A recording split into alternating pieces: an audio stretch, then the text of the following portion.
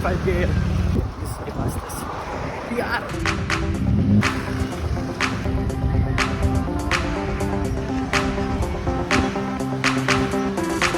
Dito tayo.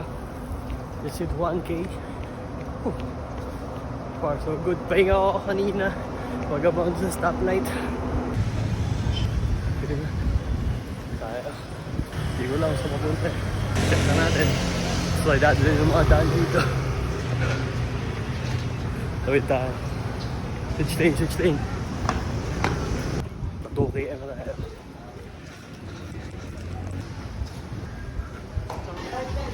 Ito basketball yung mga court ko. So, nice.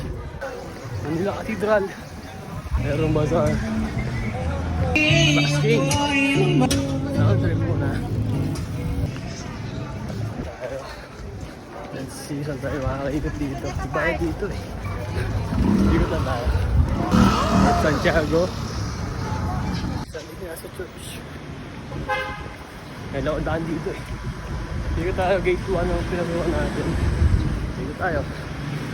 3KM. Let's go. Hotel de San Lucia. Diba na ba control na? Dito medyo tahimik. Wala ganang nadaan. May mga naka-scooter lang. Paikot siguro to. See, Hotel de San Lucia. Ikot na tayo kasi lang ko 5 to 6 km lang. Balikan na.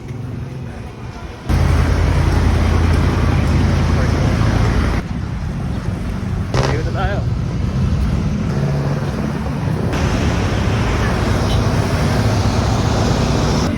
Manila Hotel. Marina Grandstand, bro. Ito ko sinimulan yung aning journey ko. 1 minute run, we're done. Then 2 minutes walk for 2 weeks. Hanggang sa naging 2 minutes run, 1 minute walk, 3 minutes run, and then yung patawag neta. Strava na ako. Okay. 5 a.m. This is the fastest. Yeah! Naging Roas Boulevard run na. Ayaw minto na mapa ako. Help! Oo naman. 7K last na. Kapag na tayo. 7KM bro. Woo!